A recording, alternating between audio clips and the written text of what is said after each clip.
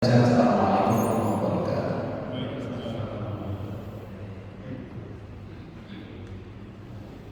Assalamualaikum warahmatullahi wabarakatuh. Bismillahirrahmanirrahim. Alhamdulillahirabbil alamin wassalatu wassalamu ala sayyidina wa maulana Muhammadin wa ala alihi wa sahbihi ajma'in. Allahumma akhrijna min dhulumatil wahmi wa akrimna bi nuril fahmi wa tahdina bi ma'rifatil ilm wa sahil akhlaqana bil hilmi waj'alna mimman yastami'una al-qawla wa yattabi'una ahsanahu. Fadilatul muhtaramin yang saya hormati Bapak-bapak dan mungkin barangkali adik-ibu. Alhamdulillah pada kesempatan siang hari ini mudah-mudahan keberkahan selalu terlimpahkan kepada kita semua. Mudah-mudahan pertemuan ini akan menjadi sebab kita akan dipertemukan lagi di surga Allah Subhanahu wa taala. Sebagaimana yang disampaikan tadi, pada kesempatan hari ini kita akan membahas tentang muamalah. Saya ingin menyampaikan dua ayat. Yang pertama ayat yang berbunyi ya ayyuhalladzina amanu qulu ya ayyuhan nas. Nah, ada dua ayat. Yang satunya bunyinya itu ya ayyuhan nas, menyerunya kepada seluruh umat manusia. Kemudian yang satunya lagi ya ayyuhalladzina amanu, yang diseru itu adalah khusus umat yang beriman. Ya ayyuhan nas qulu mimma fil ardi halalan thayyiban. Ayat ini yang diseru adalah seluruh umat manusia dan diperintahkan untuk mencari yang halal. Kemudian ada satu ayat lagi yang berbunyi ya ayyuhalladzina amanu kulu min thayyibati ma razaqnakum. Wahai orang-orang yang beriman, makanlah dari yang bersih yang aku rizkikan kepadamu. Ini yang diseru adalah umat yang beriman dan diperintahkan untuk memakan yang thayyib. Yang ingin saya sampaikan, berarti ada dua bahasa setidaknya yang dipakai Al-Quran, yang satu halal, yang satu thayyib. Bahasa halal ini yang diseru seluruh umat manusia. Artinya kalau kita ini bicara tentang sesuatu yang halal, ini sesuatu yang bersifat universal. Karena bahasa Al-Quran menggunakan ya ayyuhan nas, artinya semua umat manusia, baik muslim ataupun tidak, sebenarnya dia diseru untuk mencari yang halal. Karena kalau kita bicara tentang sesuatu yang halal, ini kan kaitannya dengan dimensi sosial sebenarnya. Dan ini bagian dari cara agama untuk menata dunia, untuk menata dimensi sosial kita. Berbeda kalau bicara tentang thayyib, Al-Quran menggunakan seruan ya ayyuhalladzina amanu. Wahai orang-orang yang beriman. Wahai orang-orang yang beriman. Nah, sebagian ulama ada yang mengatakan kalau kita bicara kalau thayyib itu berarti dzatiyahnya barang itu sudah thayyib. Tapi kalau kita bicara tentang halal berarti cara harta itu diperoleh. Maka para ulama kemudian mengatakan yang namanya haram itu ada dua macam. Haram li'aini karena memang dzatiyahnya itu sudah haram, seperti khamr, minuman keras, narkoba, itu adalah sesuatu yang haram. Sesuatu yang haram, dan ini kemudian disebut dengan hobi, sehingga dengan cara apapun kita tidak bisa mengkonsumsi itu meskipun dengan cara yang halal. Bisa nggak kita misalkan mencari khamr dengan cara yang halal, kemudian khamr itu menjadi halal? Kan nggak bisa.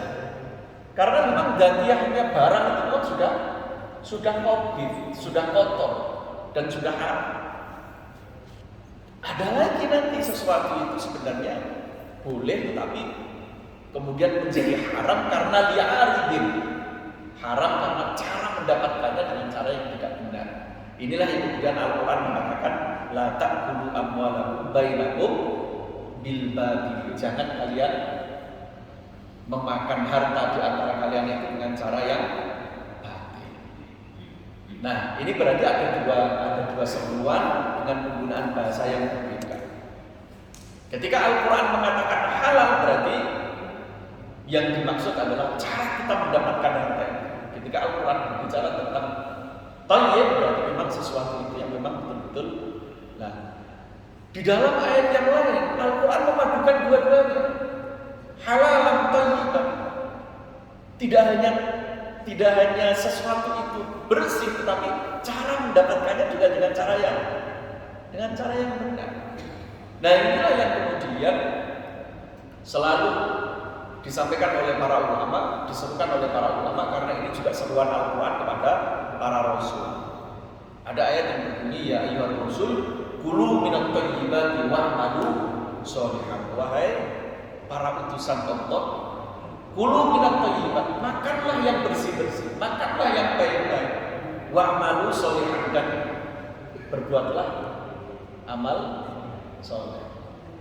Di dalam ayat ini bahkan Allah itu mendahulukan makanan yang thayyib ketimbang amal soleh.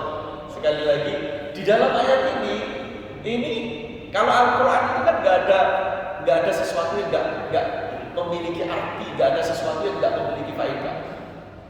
Ketika Al-Quran itu mendahulukan makan makanan yang halal dan thayyib, kemudian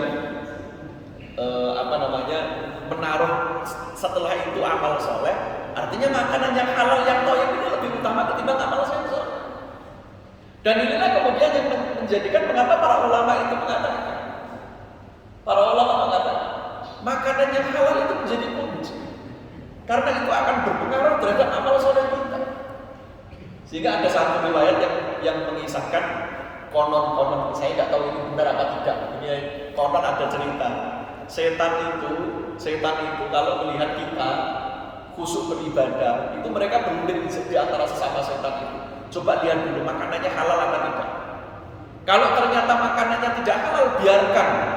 Karena makanan haram itu akan mencukupkan pada dia, karena suatu saat nanti dia akan melakukan sesuatu yang tidak benar. Ya inilah kemudian para ulama mengapa begitu menjaga makanan yang halal. Para ulama selalu berkomitmen jangan sampai memasukkan sesuatu yang haram ke dalam rumah, apalagi sampai dikonsumsi oleh keluarga kita. Kita pernah mendengar misalkan kisahnya Sayyidina Abu Bakar radhiyallahu anhu, beliau disuguhi oleh budak yang mensuguhi makanan ke beliau. Setelah itu ngobrol dengan budaknya, ternyata beliau sadar tahu, ternyata makanan yang dikonsumsi oleh Abu Bakar, yang disuguhkan oleh budak beliau itu bukan makanan yang diperoleh dengan cara yang halal. Kemudian apa yang dilakukan oleh Abu Bakar? Oleh Abu Bakar, kalau bahasa Jawa kita dilogok itu bahasa Indonesianya apa? Sekuat tenaga Abu Bakar itu pengen mengeluarkan itu. Budaknya ini sampai terheran-heran, Abu Bakar, mengapa engkau melakukan itu sedemikian rupa? Bahkan sampai membahayakan dirimu. Apa yang dijawab oleh Abu Bakar? Abu Bakar kemudian mengatakan, laulam takhruj illa ma'a nafsi la akhrajtu. Kalau misal saya tidak bisa mengeluarkan makanan itu dari perut saya, meskipun dengan ruh saya, nyawa saya sampai keluar dari tubuh saya, itu akan aku lakukan. Saking takutnya Abu Bakar dengan makanan yang masuk di dalam perut beliau, sementara makanan itu adalah makanan yang tidak halal. Makanya para ulama dulu itu, ya kita kalau setelah wali-wali Allah itu kan ada kisah-kisah begitu ya, seperti Al-Haris Al-Hasbi. Setiap kali beliau mau makan itu, tangan itu seperti ada sensornya. Kecuali panjenengan kalau sudah bisa seperti itu, tangan gitu. Ada seorang ulama, seorang wali dari generasi salafus soleh itu, tangan beliau itu seperti ada sensornya. Kalau ada makanan yang tidak halal, itu tangannya itu bergetar sampai keluar keringat dingin gitu. Sehingga beliau tahu, oh ini tidak halal ini. Beliau nggak jadi makan. Itu para ulama dulu. Maka kita bisa mengambil kisah-kisah yang dilakukan oleh para ulama dulu sampai sebegitunya untuk menjaga makanan yang halal. Ada seorang ulama misalkan yang bernama Syekh Abu Ishaq Asy-Syirazi. Ini pengarang kitab Muhadzab di dalam fikih Syafi'i. Beliau hidup di abad ke-400 kalau nggak salah. Beliau ini suatu ketika di masjid. Nah kebetulan ketika beliau pulang, beliau Baru tersadar ternyata beliau ketinggalan 1 koin dinar yang beliau miliki di masjid. Setelah itu beliau kembali mau ngambil uang dinar itu, tapi setelah nyampe masjid gak jadi diambil. Jangan-jangan ini bukan milik saya. Jangan-jangan ada orang lain yang juga ketinggalan uang di situ, jadi gak jadi diambil. Karena saking takutnya, ternyata uang itu bukan miliknya beliau. Ini Syekh Abu Ishaq Asy-Syirazi. Kita juga mengenal kisah yang begitu terkenal yang pernah dialami oleh Ibrahim bin Adham ya. Ibrahim bin Adham ini kan dulu beliau pernah menjaga kebun, ya kan?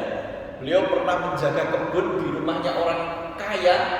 Nah, selama bertahun-tahun setelah itu beliau diminta oleh orang yang kaya ini yang punya kebun, tolong saya ambilkan 1 buah yang manis dari kebun yang selama ini kau jaga. Dari kebun yang selama ini kau jaga. Setelah diambilkan, ternyata yang diambilkan ini buahnya apa? Kecut, masam ya. Kecut itu apa sih? Asam ya, asam. Ternyata asam. Orang yang kaya yang punya kebun ini kemudian bilang, kamu itu menjaga kebun saya sudah bertahun-tahun, gak bisa memilih mana yang manis, mana yang asam. Katanya Ibrahim bin Adham. Selama bertahun-tahun saya menjaga kebun Anda ini, saya nggak pernah ngicipin 1 kali pun, sehingga nggak bisa membedakan mana. Karena beliau nggak merasa bahwa kemudian ketika beliau merasa menjaga kebun itu, kemudian beliau merasa berhak dan merasa halal untuk mengicipi makanan yang ada di kebun. Nah, ini hebatnya para ulama dulu itu. Ya, ini bagaimana para ulama dulu itu begitu menjaga sesuatu yang masuk ke dalam perut mereka dan keluarga mereka, karena ini bagian dari komitmen kita ku anfusakum wa ahlikum. Nah, bagaimana kita menjaga keluarga kita supaya tidak kemasukan sesuatu yang para ulama juga sepakat ketika kita ingin memasukkan makanan yang tidak halal ke dalam perut kita, ini ada efek sampingnya. Ada sebuah athar yang berbunyi man akalal halal atau ad-jawarihu sya'atan apa. Barang siapa yang memakan makanan yang dikonsumsi itu adalah makanan halal, maka seluruh anggota tubuhnya ini akan ringan untuk digunakan melakukan ketaatan dan juga kebaikan. Sebaliknya, wa man akalal haram asad jawarihu sya'atan apa. Barang siapa yang mengkonsumsi makanan yang haram, baik haram karena dzatiyahnya itu sudah haram ataupun cara memperolehnya dengan cara yang haram, maka asad jawarihu, anggota tubuhnya ini akan durhaka. Maksudnya akan durhaka ini akan berat untuk dilakukan, untuk diajak untuk melakukan kebaikan itu tadi. Maka ini yang para ulama begini. Nah, kemudian ada satu lagi, istijabatul doa. Kalau makanan yang dikonsumsi itu adalah makanan halal, maka berpotensi doa kita akan dikabulkan oleh Allah Subhanahu wa taala. Dulu ada seorang ulama yang dikenal dengan bukan ulama, ada seorang sahabat Sa'ad bin Abi Waqqas. Beliau ini dikenal dengan seorang sahabat yang mustajabud da'wah, mandi bahasa Indonesianya apa ya? Kalau berdoa itu mandi banget. Jadi kalau berdoa itu dikabulkan oleh Allah Subhanahu wa taala. Namanya Sa'ad bin Abi Waqqas. Karena dulu semasa Rasul Muhammad SAW masih hidup, beliau pernah meminta kepada Rasulullah, Rasul, mbok ya panjenengan itu berdoa kepada Allah, meminta supaya saya ini menjadi orang yang kalau berdoa mustajab. Apa yang dikatakan oleh Rasulullah? Rasulullah yang mengatakan, ya Sa'ad, atib mat'amaka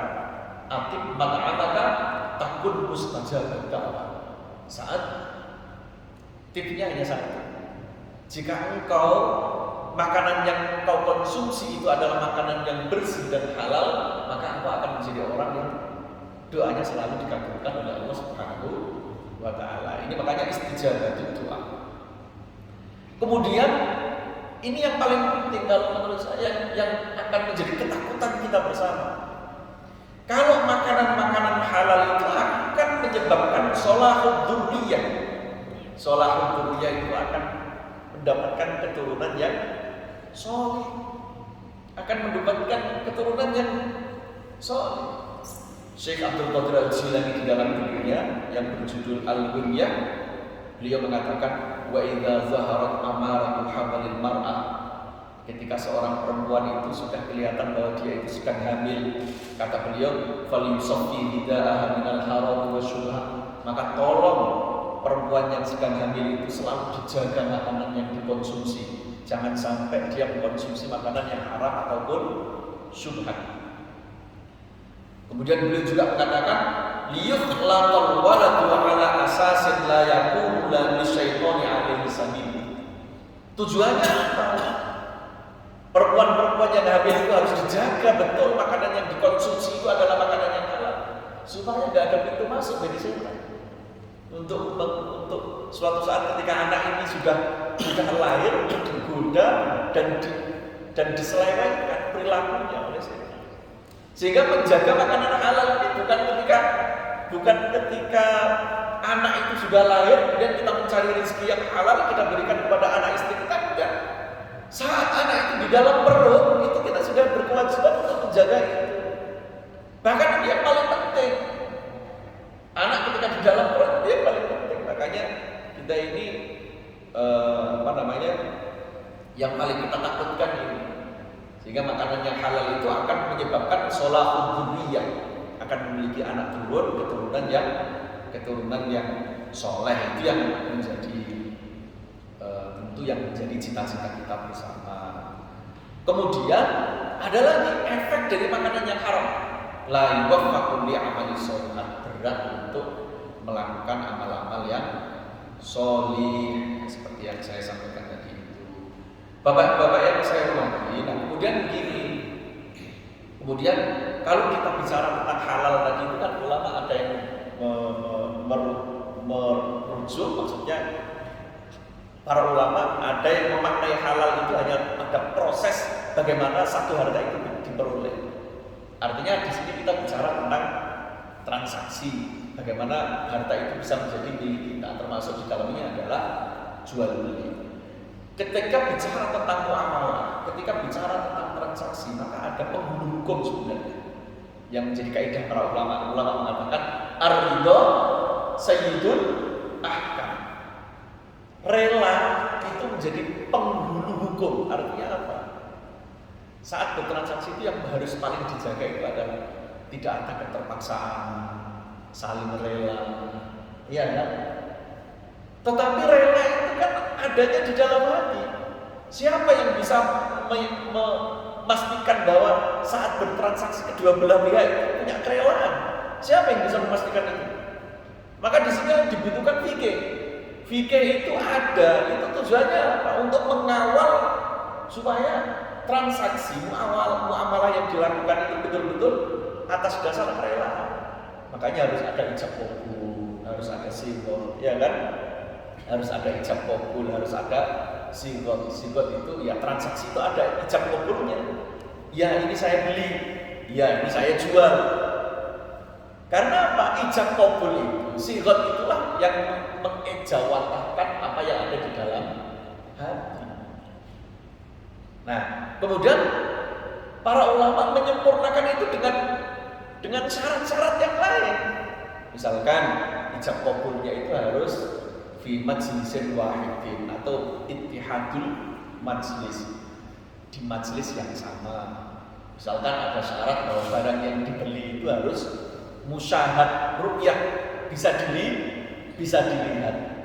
Persoalannya hari ini di era digital seperti sekarang ini, kita bertransaksi dengan siapapun, dengan orang manapun, itu tidak perlu ketemu dengan orang, gitu. Kita bisa memakai jasa pihak ketiga. Jasa pihak ketiga itu bisa berupa aplikasi Shopee, aplikasi Tokopedia, dan lain sebagainya. Bagaimana para ulama menyikapi ini? Inilah para ulama sudah melakukan at-takyif al-fikhi, rekayasa fikih yang kemudian oleh para ulama diwujudkan dengan cara redefinisi, mendefinisikan ulang ittihadul majlis. Mendefinisikan ulang ittihadul majlis. Ittihadul majlis itu kan dulu transaksi itu kedua belah pihak, penjual dan pembeli harus berada di tempat yang sama. Penjual dan pembeli juga harus melihat barang yang mau ditransaksikan. Sekarang penjual dan pembeli tidak berada di tempat yang sama. Pembeli juga tidak melihat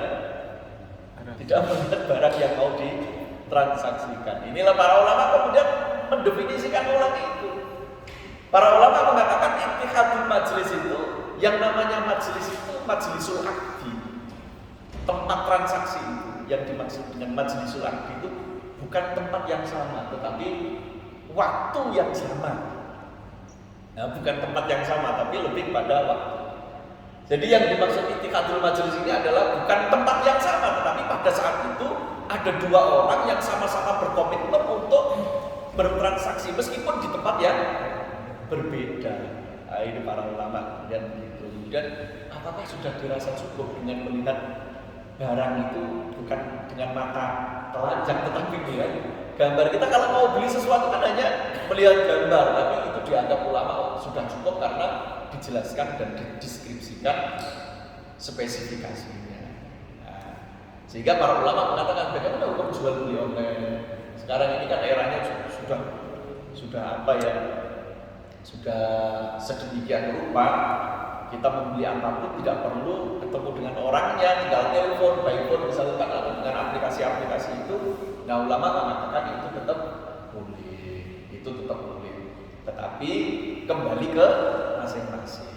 Yang jelas begini, kita ini ketika bermuamalah bukan semata-mata bicara tentang boleh apa tidak.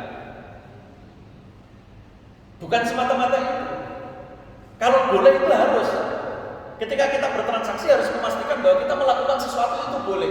Tapi itu juga belum sepenuhnya akan menjamin kita mendapatkan ridho dari Allah.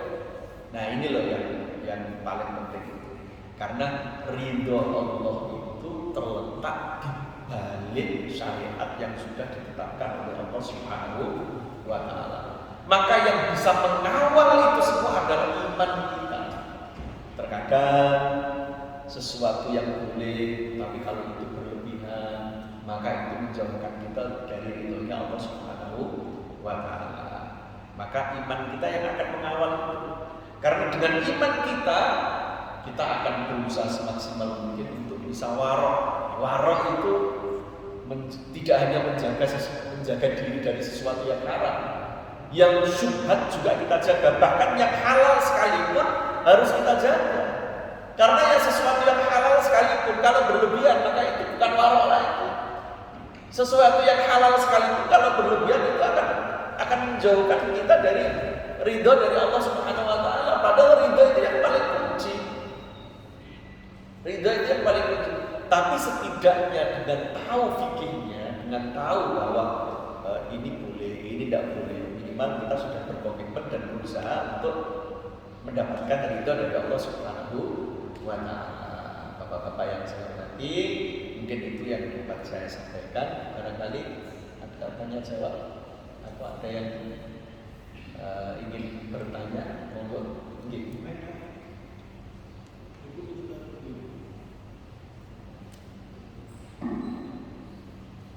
Bismillahirrahmanirrahim.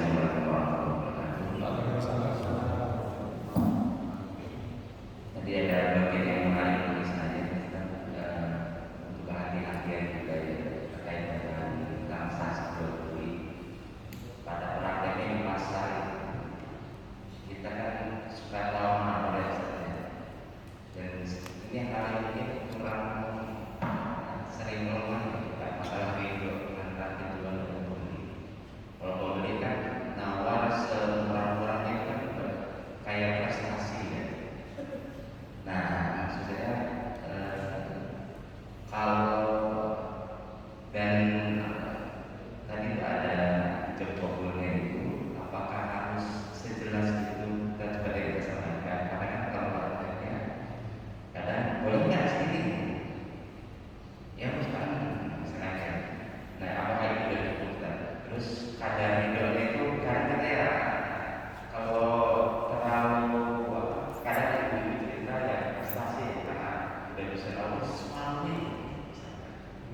kita nggak